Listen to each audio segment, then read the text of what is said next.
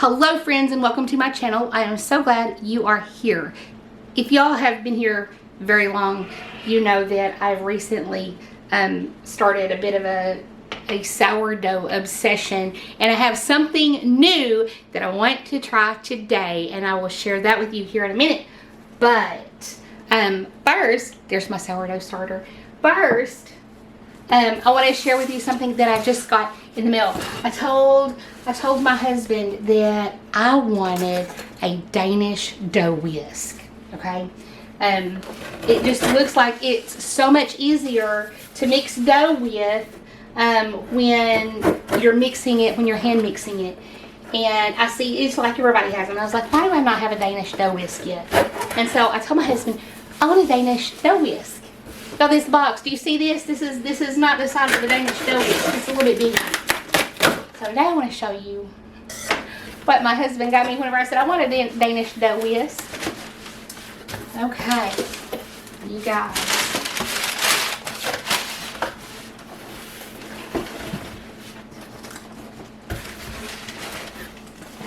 Do you see this? Let's get this one. Do you see this? I secretly wanted some of these, but I have not asked for them because I didn't feel like I was there yet. And so I didn't ask for them. But let's look what all is in this basket, y'all, because it's not just the baskets. So, okay, comes in a little bag here. Y'all, I'm so excited about this. Can you see everything? Okay. Got my Danish dough whisk, y'all. Aww. Look at it, isn't it cute? I'm really excited about finally having a Danish dough whisk, like everybody else I see. It also comes with, this is the little brushy brush. You can never have too many of these. I've got 3 or 4 now. But I love that. It also comes with a dough scraper. Okay, your screen is not frozen. I had to jump in here and say something. Look at those little measurements on that bench scraper. I said dough scraper. It's a bench scraper. And number 2, do you see that tiny little box there beside the bowls? You guys, that's one of those. It's the thing with the handle that you put the blades on, that you cut designs into your artisanal loaves of bread before you bake them. So yeah, I completely missed that. So here we go, back to the video. Dough scraper. And then I've always wanted one of these where you can scrape the dough out of your bowl where it sticks to the bowl, which is, I guess, technically also a dough scraper, but it's a different kind. Oh my goodness, y'all, I'm so excited. I'm so excited. And so this is like the smaller loaf size. So I mean, I'm thinking that's probably going to be where you proof your, is it 5 by 9, the little loaf pans. And then my official basket for an artisan loaf. Like I said, I'd always wanted one of these, but I never really asked for one because I didn't feel like I was there yet. But I guess this is my husband's hint that go ahead and start. You're close enough. Because you guys, I've made scones. This is like the 3rd batch of scones that I've made. I've made biscuits. I've made English muffins now. And those were really the only ones that didn't turn out perfectly. They turned out well, but they weren't what I was wanted. They weren't as light as I wanted them to be.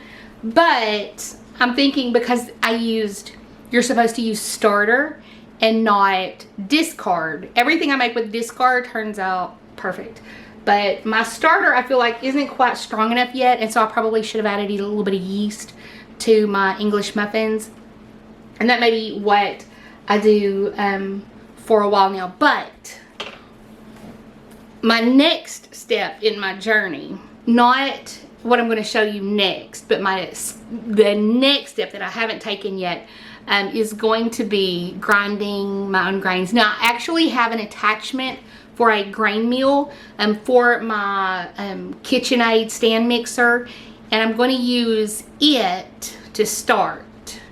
I'm not going to buy a grain mill, you know, those beautiful Nutri-Mill and Mock Mill, I think is what another brand is called. But I do have the ability to grind grains. And so my next step is to be playing around with grinding my own grains. And eventually I would like to pair that with sourdough, because biblically speaking, y'all, they ground their own grains. And I want to use ancient grains at some point. But the cheaper options are going to be like hard white, soft white, hard red wheat. And we're not going to buy the expensive stuff for me to learn on. I'm going to learn on cheaper grains, but every step is a step in the forward direction, because while I'm not eating bread right now, ancient grains and fermented bread made with ancient grains are far more healthy than what we're given in America today. Like the white bread and all that. There's just a whole lot of information that I've just recently learned, and I'll share more on that later, because it's the reason that I'm like, okay, I need to freshly mill my grains. Obviously I just stockpiled. I have like, oh my gosh, I think I just bought 7 or 8 5-pound bags of bread flour or pizza flour, or maybe it's really just all-purpose flour that they mislabeled because they were selling them cheap and you can't find any information online about it. I want to say it was gold medal, but when you go to their website under bread flour, under pizza flour, which it was clearly marked pizza flour, all it pulls up is all-purpose. So I think that's why I bought it. I got it so cheap, even though it said pizza flour. I didn't know any better. And so, you know, pizza flour is supposed to be like bread flour, because a lot of bread flour, it'll say bread and pizza flour, and it's supposed to be 00 flour or something similar. And but I've been using it in all of my sourdough, and it's working just fine for my sourdough and my bread. So let's see what all I can get done today. But first, I'm going to make some sourdough. I may make it with yeast, like I said, because my sourdough, it's not rising as much as I would like. It's still, I think it's a little bit in the baby stage, because I've just neglected it a little bit, and it was still a pretty young starter. So I may just make some yeast bread today, but I'm going to show you it's not really, it's something that is probably at least 25 years old, because it came from New York with my husband when he moved down. And I've gotten it out and I've cleaned it up, and we're going to use it today. So let's go ahead and get started. So here is the big reveal. I am going to be using a bread machine, but only to mix my dough. This recipe is ridiculously simple, which is why I picked it.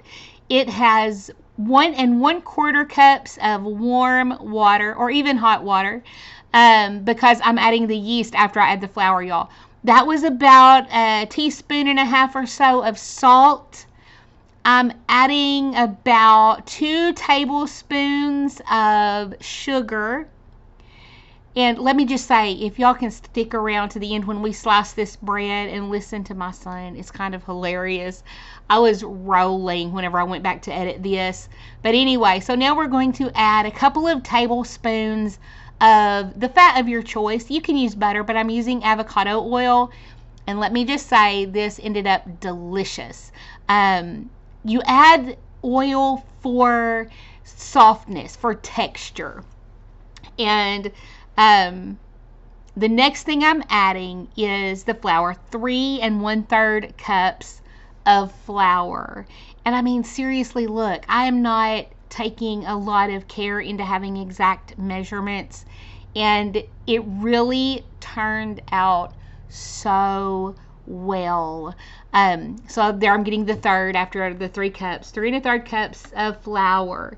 And you guys, this is the first time I've used my husband's bread machine, and so It was a struggle, but I spared you. You're not going to see me struggle. I had to figure out how to get the little bucket into the machine right so that it worked, but I figured it out. But anyway, I'm going to get a teaspoon and just use an old-fashioned teaspoon measure, right?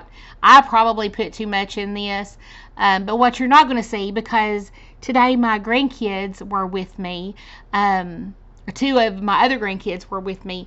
I was so distracted, and this was all happening around lunchtime.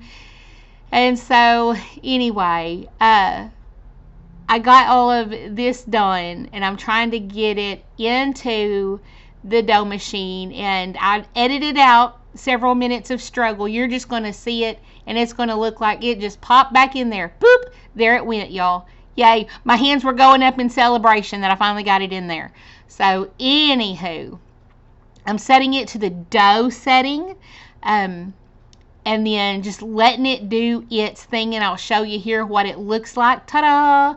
It's mixing the dough for me, and then it kneads the dough, and then it rests and lets it rise, and it keeps it a little warm in there so that it proofs. And look, this is the finished product, y'all. I am so sorry.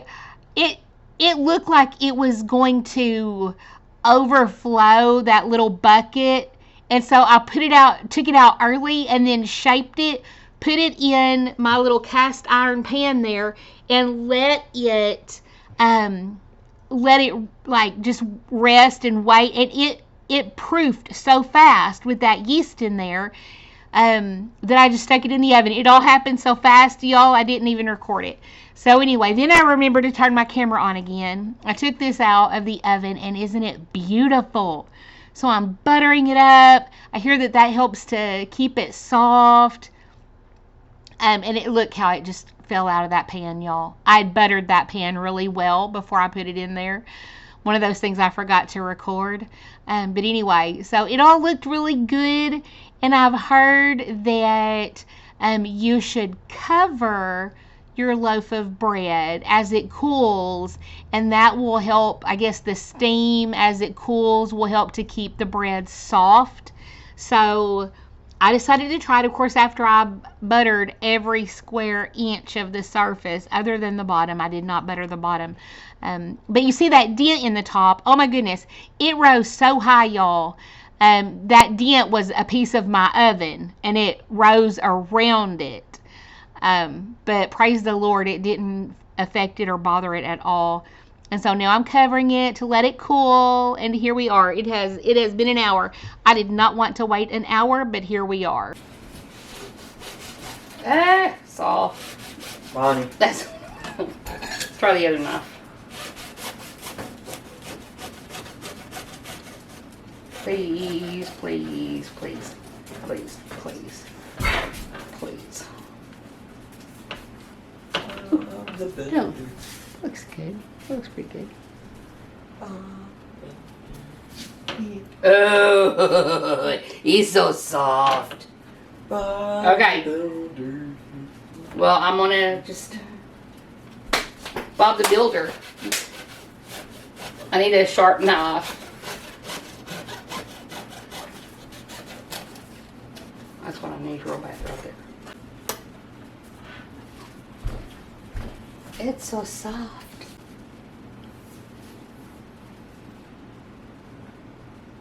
Okay. How is it? Good. There we go. And fluffy. You want some butter on it? On what's left of it?